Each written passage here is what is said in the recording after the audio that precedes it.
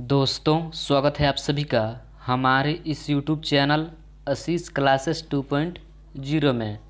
आज हम देखेंगे क्लास 10th का सामाजिक विज्ञान यानी सोशल साइंस का हिस्ट्री से तीसरा चैप्टर, जिसका नाम है हिंद चीन में राष्ट्रवादी आंदोलन। आप स्क्रीन पर देख सकते हैं, यह जो है क्लास 10th का सामाजिक विज्ञान का हिस्ट्री से तीसरा चैप्टर है, जिसका नाम है हिंद चीन में राष्ट्रवादी आंदोलन। इस चैप्टर से जितना भी ऑब्जेक्टिव क्वेश्चन बनने वाला है, मैं उन सारे ऑब्जेक्टिव क्वेश्चन को इस वीडियो में डिस्कशन करने वाला हूं। और इससे पहले मैं 2 चैप्टर का ऑलरेडी वीडियो अपलोड कर दिया हूं ऑब्जेक्टिव का। अभी तक आप उस वीडियो को नहीं देखें तो हमारे चैनल के प्लेलिस्ट में जाकर देख सकते हैं। और आज हम देखेंगे तीसरा चैप्टर, जिसका नाम है हिंद चीन में राष्ट्रवादी आंदोलन।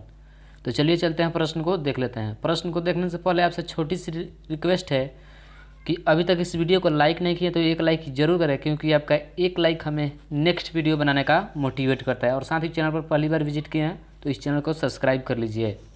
यहाँ पर देखिए, जो पहला प्रश्न है काफ़ी इंपॉर्टेंट प्रश्न है। बोला जा रहा है अंकोर वाट का मंदिर कहाँ स्थित है। अंकोर वाट का मंदिर कहाँ स्थित है। ऑप्शन है Vietnam, B Thailand, option C Laos और ऑप्शन डी कंबोडिया। और ये जो प्रश्न है 2011 और 2012 और 2015 सेट ए में पूछा हुआ प्रश्न है। तो यहाँ पर फर्स्ट का सही उत्तर क्या हो जाएंगे? फर्स्ट का सही उत्तर डी हो जाएंगे, कंबोडिया। अंकोर वाट का मंदिर कहाँ स्थित है? तो कंबोडिया में है। फर्स्ट का सही उत्तर डी हो जाएंगे। चलिए अगला प्रश्न को हम देख लेते हैं। अगला जो प्रश्न है, बोला जा रहा है अंकोर वाट के मंदिर का निर्माण किस शासक के द्वारा करवाया गया। अंकोर वाट के मंदिर का निर्माण किस शासक के द्वारा करवाया गया? किस शासक के द्वारा करवाया गया? ऑप्शन ए सूर्यवर्मन द्वितीय, बी नरोदम सिन्हानक, ऑप्शन सी क्रमांक और ऑप्शन डी इनमें से कोई नहीं। और ये भी जो प्रश्न है 2019 सेट ए में पूछा हुआ प्रश्न है। तो इस प्रश्न का जो सही आंसर हो जाएंगे वो क्या हो जाएंगे? 2 का सही उत्तर ए हो जाएंगे, सूर्यवर्मन द्वितीय। राइट आंसर हमारा ए हो जाएगा। चलिए अगला प्रश्न को हम देख लेते हैं। यहाँ पर देख सकते हैं आप सभी, अगला जो प्रश्न है बोल रहे हैं मार्च 1946 ईस्वी में फ्रांस और वियतनाम में कौन सा समझौता हुआ था। मार्च 1946 ईस्वी में फ्रांस और वियतनाम में कौन सा समझौता हुआ था। ऑप्शन ए जनेवा समझौता, बी जाकर्ता समझौता, सी हनोई समझौता और ऑप्शन डी पेरिस समझौता। और ये भी जो प्रश्न है 2018 सेट में पूछा हुआ प्रश्न है। तो 3 का सही उत्तर क्या हो जाएंगे? 3 का सही उत्तर सी हो जाएंगे, हनोई समझौता। हनोई समझौता जो है वह हुआ था। राइट आंसर हमारा क्या हो जाएगा? सी हो जाएगा। दोस्तों, इस प्रश्न को इस प्रकार भी पूछ दिया जाता है कि हनोई समझौता कब हुआ था। तो इसका जो आंसर होगा वह 1946। आप इसे इम्पोर्टेंट यानी आप इसे याद कर लीजिएगा। चलिए जो अगला प्रश्न यहाँ पर बोला जा रहा है, the history of loss of Vietnam किसने लिखा।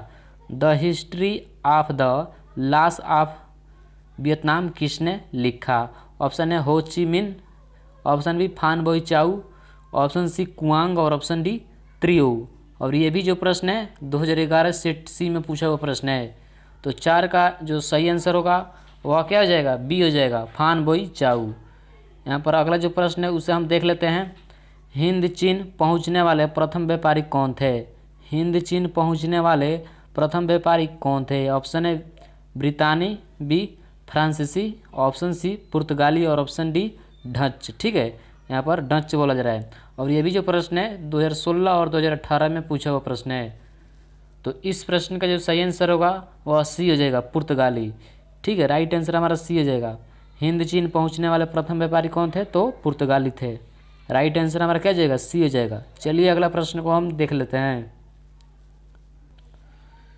दोस्तों, अभी तक इस वीडियो को लाइक नहीं किए तो एक लाइक जरूर करें, क्योंकि आपका एक लाइक हमें नेक्स्ट वीडियो बनाने का मोटिवेट करता है। ठीक है, तो लाइक करना नहीं भूलिए। अभी इस वीडियो को एक लाइक जरूर करें और नीचे हमें कमेंट में ज़रूर बताना कि आप सभी का ऑब्जेक्टिव कितना सही हुआ। इस चैप्टर से आपको सबसे ये जो चैप्टर है इसमें जो भी प्रश्न है आपको कितने जो प्रश्न है आपका सही हुआ, हमें नीचे कमेंट में ज़रूर बताइएगा। यहाँ पर देखिए जो अगला प्रश्न है, बोला जा रहा है वियतनाम में टोकन फ्री स्कूल की स्थापना कब हुई।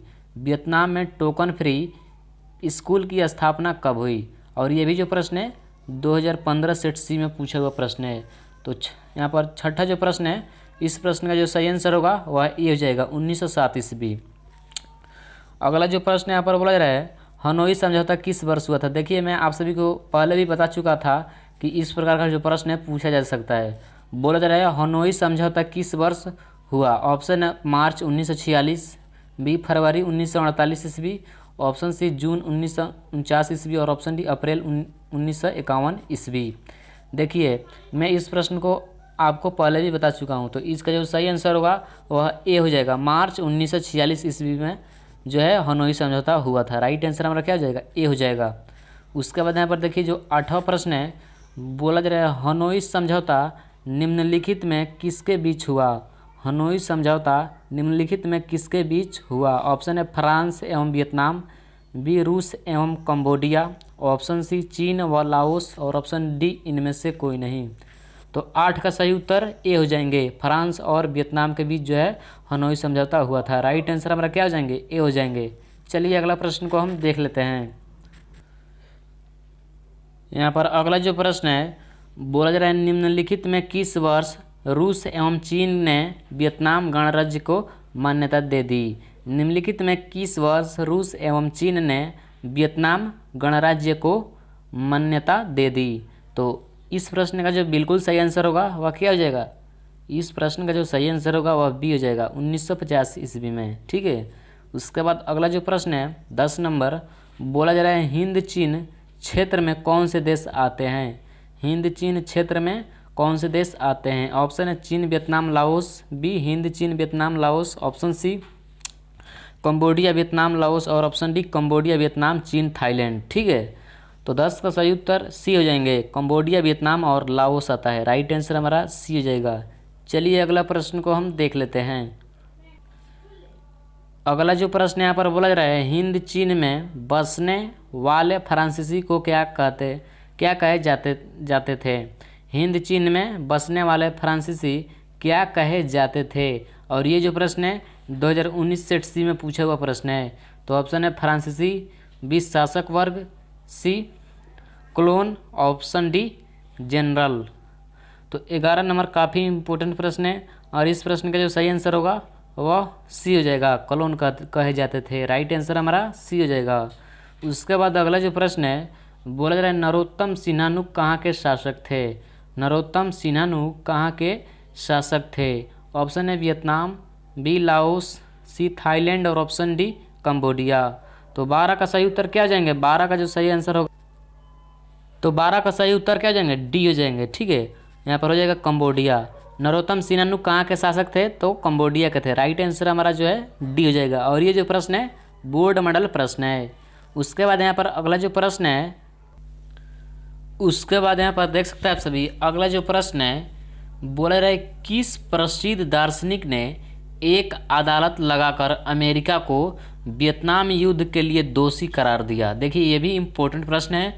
बोल रहे किस प्रसिद्ध दार्शनिक ने एक अदालत लगाकर अमेरिका को वियतनाम युद्ध के लिए दोषी करार दिया? तो ऑप्शन है रसेल, बी हो ची मिन, ऑप्शन सी नरोत्तम सिन्हानुक और ऑप्शन डी रूसो। तो 13 का सही उत्तर यहाँ पर क्या जाएंगे? 13 का जो सही उत्तर होगा वह ए हो जाएगा। ठीक है। 13 नंबर जो क्वेश्चन है, इस प्रश्न का जो सही उत्तर होगा वह क्या हो जाएगा? ए हो जाएगा, रसेल। उसके बाद अगला प्रश्न यहाँ पर बोला जा रहा है, अगला जो प्रश्न है यहाँ पर देख सकते हैं आप सभी, बोल रहे हिंद चीन क्षेत्र में अंतिम युद्ध समाप्ति के समय अमेरिकी राष्ट्रपति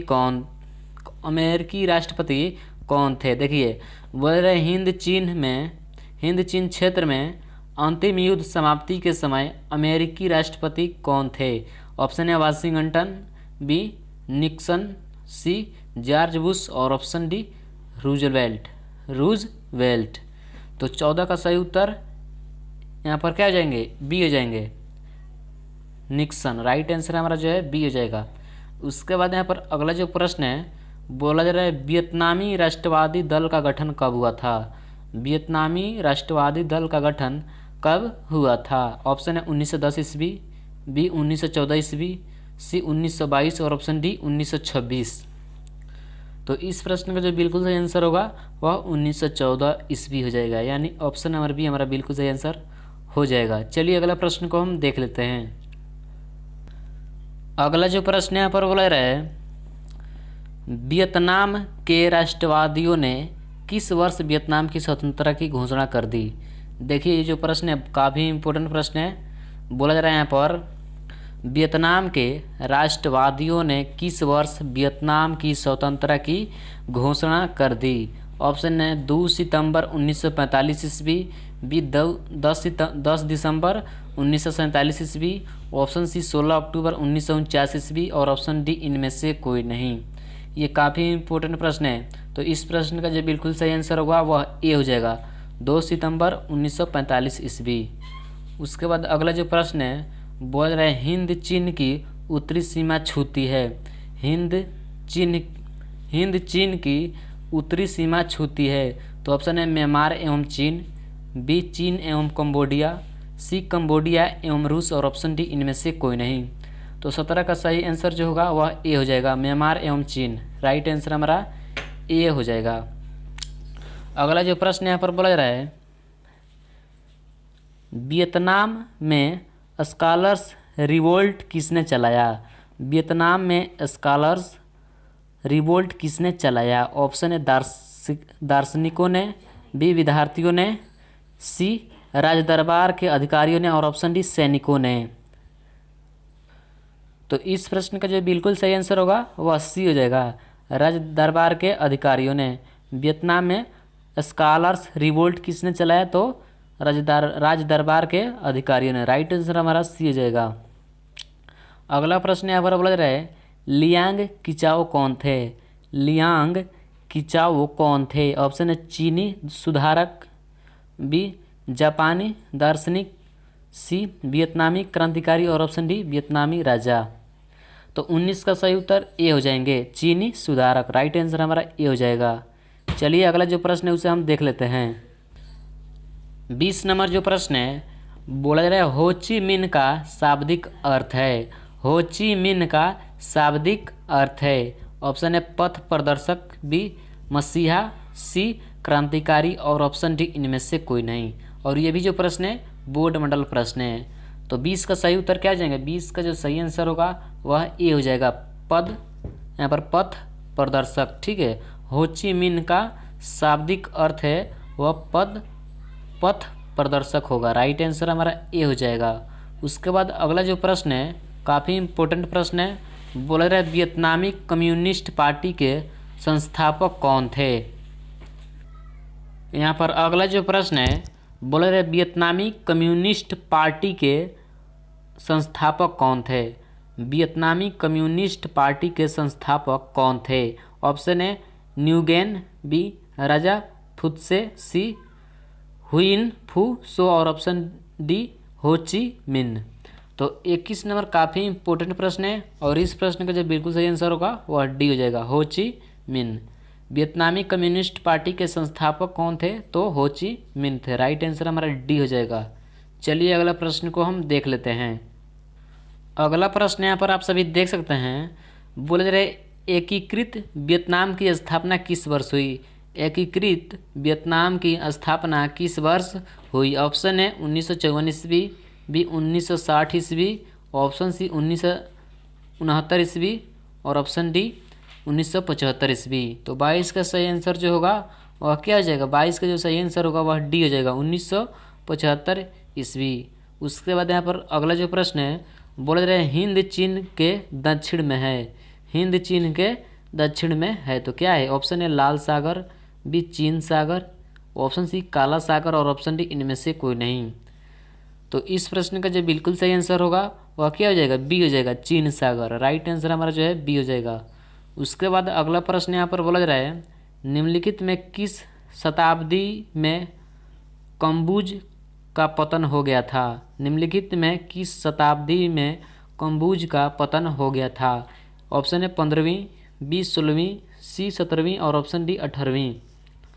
तो 24 नंबर जो प्रश्न है इस प्रश्न का जो बिल्कुल सही आंसर होगा वह क्या हो जाएगा, इस प्रश्न का जो सही आंसर होगा वह बी हो जाएगा, 16वीं। राइट आंसर हमारा जो है बी हो जाएगा।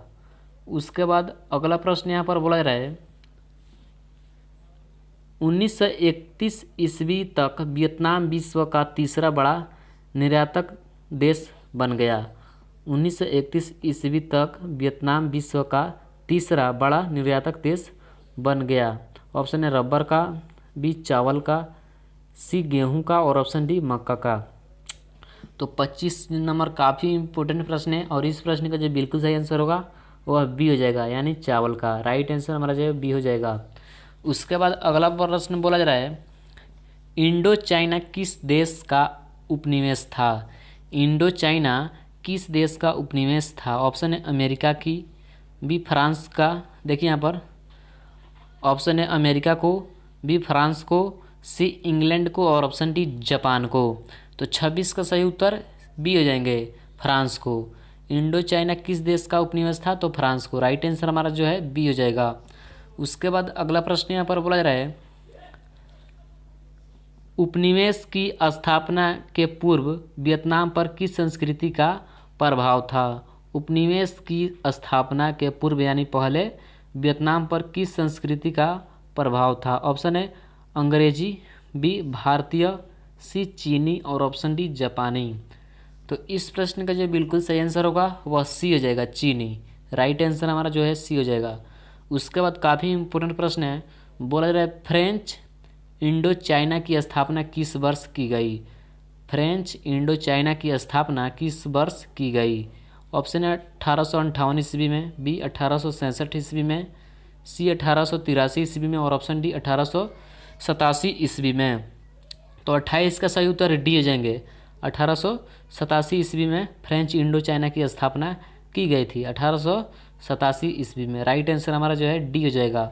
उसके बाद इस चैप्टर का लास्ट क्वेश्चन यानी लास्ट ऑब्जेक्टिव क्वेश्चन जो है बोला जा रहा है यहाँ पर वियतनाम में कॉलोन किन्हें कहा जाता था। ये जो प्रश्न है इस प्रकार का जो प्रश्न थे आगे आ चुका था और मैं आप सभी को इसका आंसर भी बताया था। तो यहाँ पर बोला जा रहा है वियतनाम में कॉलोन किन्हें कहा जाता था। तो ऑप्शन है विद्यार्थियों को, बी सैनिकों को, सी फ्रांसीसी नागरिकों को और ऑप्शन डी चीनी नागरिकों को।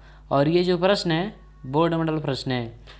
तो इस प्रश्न का जो बिल्कुल सही आंसर होगा वह सी हो जाएगा, फ्रांसीसी नागरिकों को जो है हम कॉलोन कहते हैं। ठीक है, वियतनाम में कॉलोन किन्हें कहा जाता है, तो फ्रांसीसी नागरिकों को। राइट आंसर हमारा जो है सी हो जाएगा।